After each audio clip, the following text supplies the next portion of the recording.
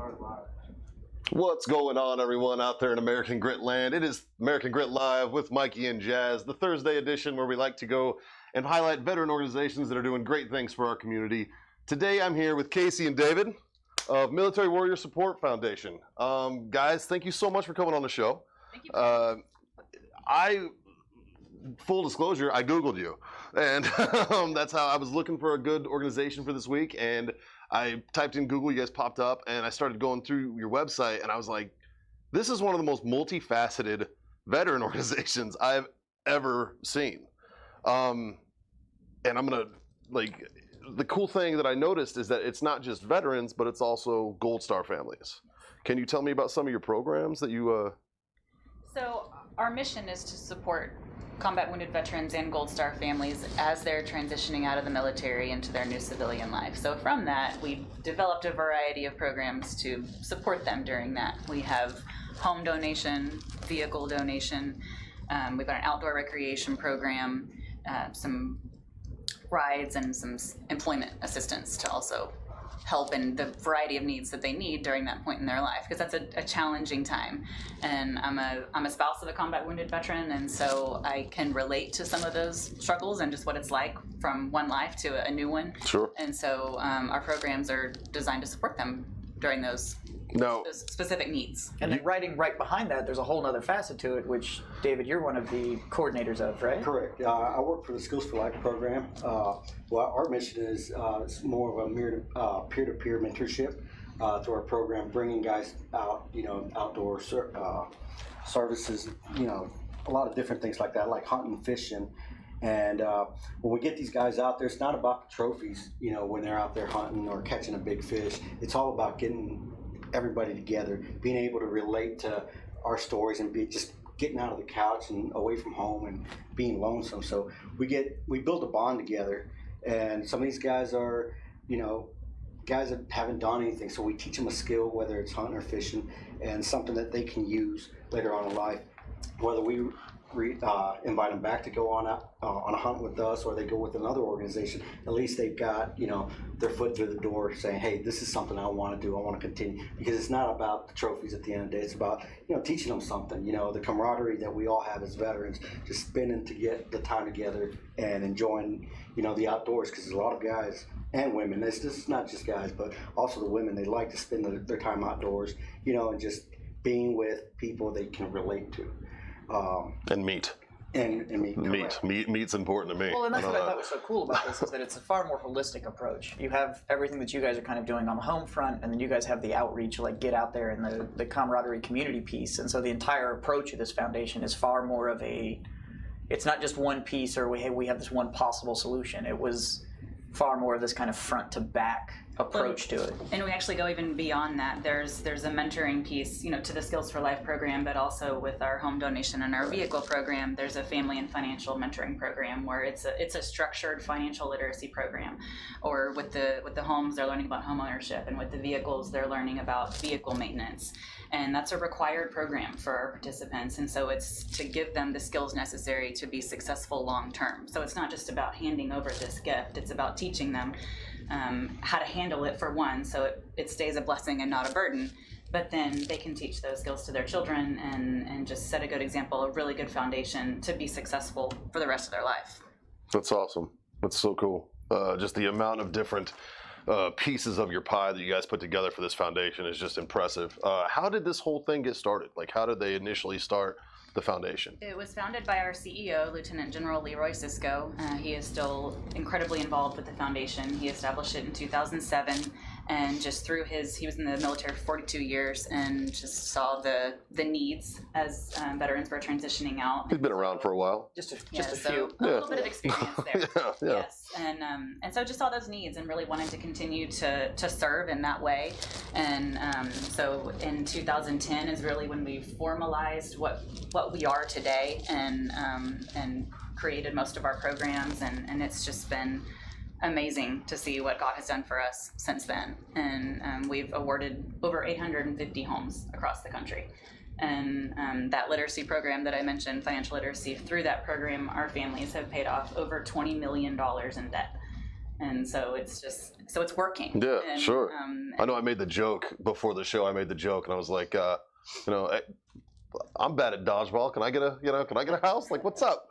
Like, I told my wife I was coming on the show with you guys, and she was like, get information, because she looked into it too, and about the, especially about like that particular, like the financial program and stuff. She's like, find out as much as you can. I really think people need that, because I feel that in transitioning from the military, a lot of times they don't set us up for that kind of success. They glance over it. Oh yeah, you're probably going to need to know something about this, but let's worry about this other thing too, And to have a program that actually reaches out and specifies on those soft skills needed for that kind of, transition is so important to the community. Well, the military is very, very good at giving us structure and just kind of telling you, like, hey, it's the 1st and the 15th. This is how much it's going to be on your LES. You need to be here at this time. Yeah. Like, we're going to cover this, this, and this. Just put it on auto draft. Don't worry about it. Just drive on. Yeah.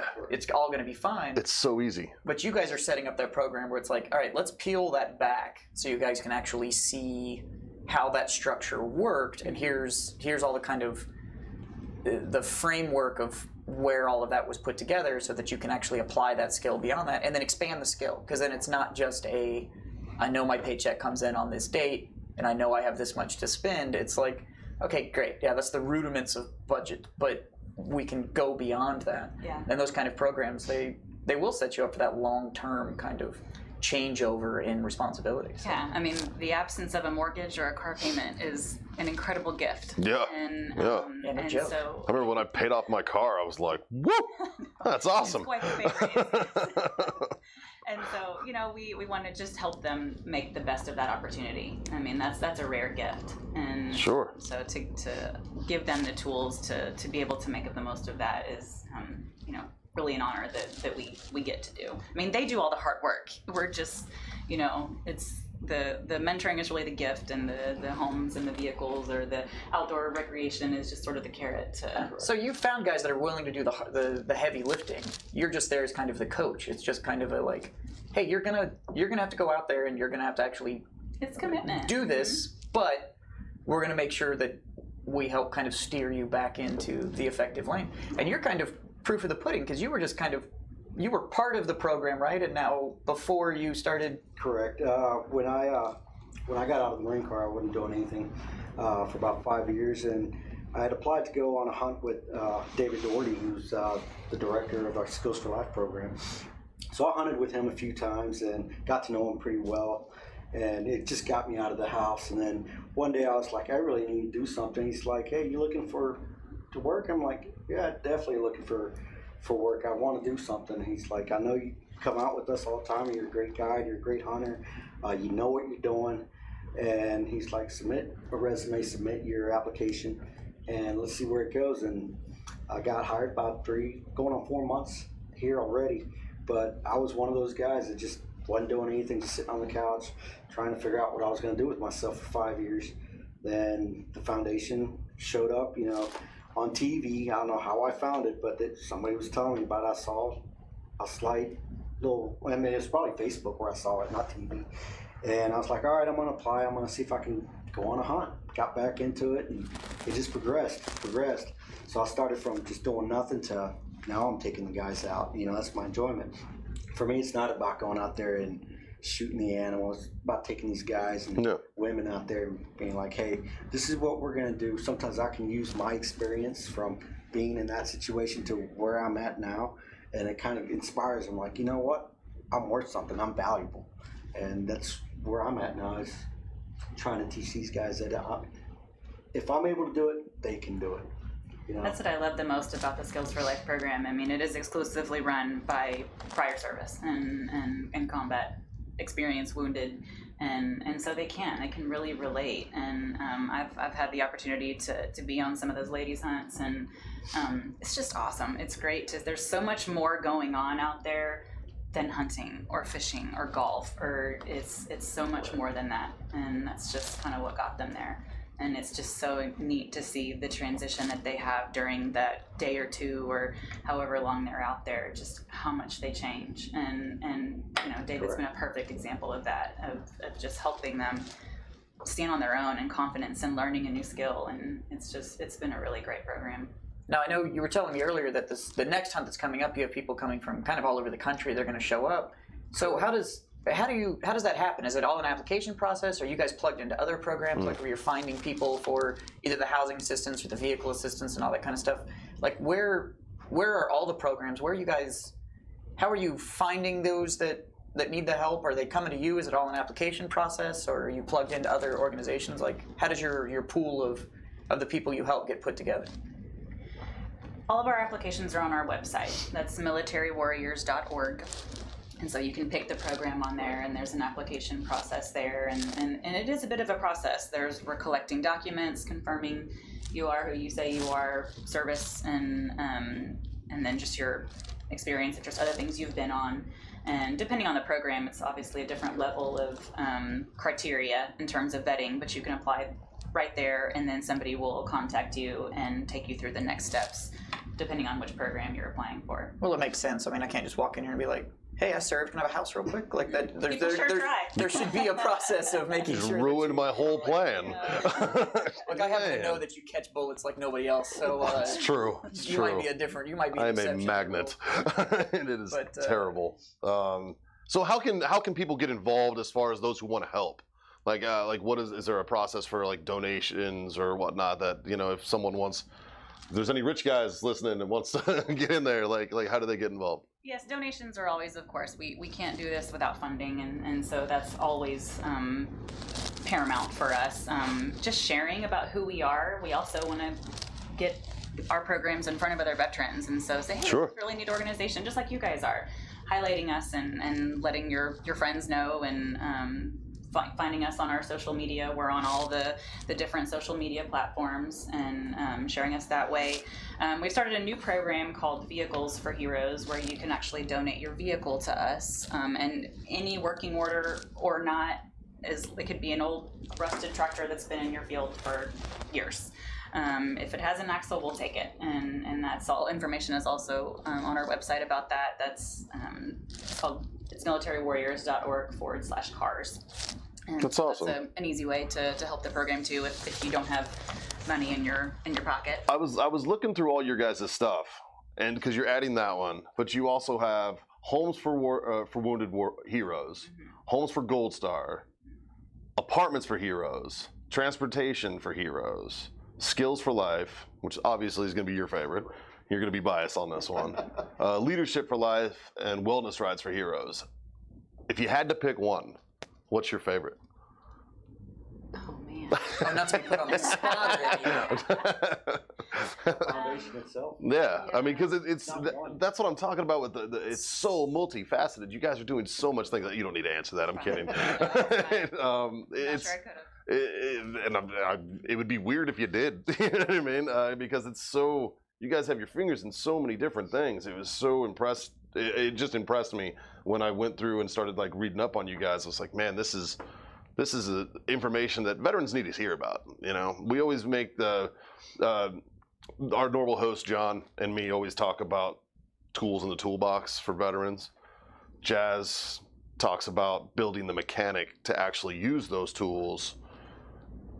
You guys are like a snap-on kit already pre-made, for those mechanics, man. You guys have so many different things, so it would be an injustice for us to not get out there and get your name out there, I think. So I would like to talk about the.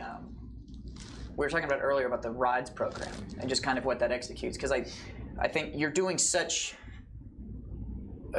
From the surface, it's very easy to get caught up in the bigness of like homes and cars and stuff like that, but just that service that you guys are plugging into and being able to provide, I'd like to talk a little bit more about that, because I think it's an example of what kind of a life-changing leg up can kind of be with that kind of program. So Wellness Rides for Heroes, we're piloting that here in San Antonio right now. We're providing rides for veterans who to doctor's appointments, or if they can't get to the grocery store, either they're because of injuries can't, or just don't have a vehicle, but that access to medical care is extremely important. And, Sure. and so again, it's on our website. It's an application that they fill out, and we schedule it, and we work a lot with the VA and trying to get some referrals there, how we can help people. We have found that is an incredibly significant need that the VA is just not able to handle as much need as there is for that type of service, and so it's going really well, and we're looking forward to expanding that in other cities as well, because it's just been like I said, access to care is just, I'm not sure what's more important for veterans in that time and all eras. Wow. One of my favorite things about the approach that you guys have with all of this, is I was reading up on it and stuff like that, and looking back at it from a big idea perspective, is that you guys are removing a lot of the reasons why people feel like they can't start moving forward. You're removing a lot of that. Well, it'd be great, but how am I supposed to do this with housing, or how am I supposed to do this with, how do I plug back in, or there's nobody there that's going to talk to me, or there's not this, that, and the other, and you're taking all those excuses away that people like to throw out about not having those solutions to get better, to reintegrate, to find their reason again to kind of drive on and be an example of excellence that you always hunted when we were in the military. And you guys are you're taking those reasons away and building in that purpose again, but at the same time allowing, like the mentorship program, where it's sure, here's the physical help, but we have to get you mentally strong again too. So here's the mentorship, and let's pull those reasons away so that you can focus on being stable and being comfortable and removing those stressors so that you can keep driving forward. And I think just from a big idea point of view, it's awesome to see somebody that's taking away the excuses and going like, no, we can take these things away so that we can focus on what the big picture is, which is about health and safety and that sense of purpose again. Yeah, absolutely. It's a difficult shift. As you said, all the structure, and then I have all these choices that I need to make, and that's what I was thinking when you were asking about the programs. Like, each one is helping such a unique and a specific reason why we have that program. Apartments is for the folks who are, I'm not really sure where I want to be long term, and sure, or I'm not ready to own a home, and that's a lot of responsibility. And so the apartments helps in that little time, and the vehicles. I've got a home, but I want to get a job, or I want to go back to school, but I need a reliable vehicle for my family. And so all those stressors, and hopefully that takes away those stressors from them, so they can focus on recovery as a family, and finding the new normal. And I mean, that's absolutely what we want to continue to grow towards, is what are the needs of this incredibly special population, and what can we do with the help of the many other organizations and companies that we work with to help them with that, because nobody deserves it more, in my opinion. Thanks. It actually hits close to home to me too, because my family is a Gold Star family, as well as me being a Purple Heart recipient. So like when I see an all-encompassing organization that can just make a difference in so many little, Jazz, you nailed it. Like they're facilitating all the reasons not to, and turning them into reasons to do, which is, as much as I love my veteran community and all you out there, who I'm talking about. Sometimes we like to make excuses, and we're all macho and we don't want to ask for help. We talk about that all the time, and there's always a reason not to do it. And what you guys have seemed to do is just kind of take that away. Just be like, oh, you can't make it to your appointment? Guess what? Here's a ride. Oh, you can't, do this? Guess what? We got this program right there. There you go. And you're just, it's a great idea behind it. Man, how long have you been involved, and how long have you been doing this? How'd you get involved? Almost 10 years. So my husband was wounded. He was in the 82nd, so that brought us here to San Antonio, and so we got to know the organization through that. Burn. And initially I started volunteering, and I just loved them so much, and fortunately they liked me back, and so I got to stay. And so it's been neat for me to get to see really the creation of all of our programs, and really what we are now, and so to see it full circle, and so it's a personal and professional mission of mine. Isn't it funny how that works? Like you'll start like volunteer time, but then all of a sudden they're like, "Hey, why don't you hang out?" I'm sensing a theme with this organization where it seems to be like, you know, like hey, you keep coming around and hanging out. kind of like kind of like promote from within type of stuff. But you know what? That's how you know you get quality folks. You know, and I think that's awesome. So tell us about what you guys got on the horizon. You know, I know you had mentioned a couple things you were looking at. We have started our Vehicles for Heroes program, vehicle donation. We are doing a call to action right now. We've just started a national commercial, which is exciting for us, but just an opportunity just to share our programs with more folks, and people can see that also on our website. Again, it's militarywarriors.org. Next year, we're growing emphasis on female veterans. David mentioned we're doing a whole lot more in the outdoor space of female veterans. We are also putting together a home in Pittsburgh specifically for female veterans to, while they're going through their education, we'll also have that mentoring program. And so that's a space that we also feel is underserved right now, and as you said, a need. And so we're doing a lot more effort towards that. And David, I don't know if you can speak to the stuff y'all are doing with Skills for Life specifically. Start next month, running from next month all the way to December. We've got a total about 15 hunts. Each hunt, we take about 4 to 6 personnel to go on hunts. They're all from 15 hunts? 15 hunts from here, from September 1st to December. So in the next 3 months, you're going on 15 hunts. We're going on 15 hunts. And it's not just myself, but it's broken down within our team. Oh, I was about to say, man, You know how much meat you have a cot I could back? get? You just just hot rack in and out? Like, how are Go you? in, come back, wash your laundry, pack your gear. And, hey guys, I'm here at the office, but I'm leaving in a couple hours. So it's just back-to-back hunts. But we got the hunts spread load, so we got 15. So if you do the math, 15 to 4, 4 hunters plus, the personnel, the chaperone like myself or Marlene or Dan. They got a Marine chaperoning them. Sure. Right. Sure. The numbers are there, so we try to facilitate probably about 300 to 400 hunters a year. Well, I'll just say, just in throughout the whole year. in that 3 month time span, that's what, 75, 80 hunters that are going? I would say maybe about 60. Yeah. But then again, I have these hunts that I just counted on the board what we've got going on. Doesn't mean that I'll get a phone call tomorrow and somebody say, hey, we're going to do let's do a hunt this weekend or something. So we got to add. So that's just 15 that are scheduled. These There's are all just the Separate Gumby, man. There's going to be audibles that are going to come in. There's going to be ranches that want to donate a hunt, friends that want to donate hunts, things like that. And if it wasn't for them, we wouldn't be able to do what we're doing. So see that? Any of you out there that have deer leases or ranches sitting around that you need a little help That's right. clearing some wildlife from, they got you. There's your guy. There's your guy. What do you guys like? What does the veteran need to have to go on one of these hunts? Like, do you guys provide anything or? Usually we don't. We have weapon systems. We've got all the guns. But if they have a gun of their own that they want to shoot their first deer, or they want to continue shooting that gun at various animals, no problem. Yeah. Their own gun. But if they don't have it, we do provide. One of our rifles that we have that they can use.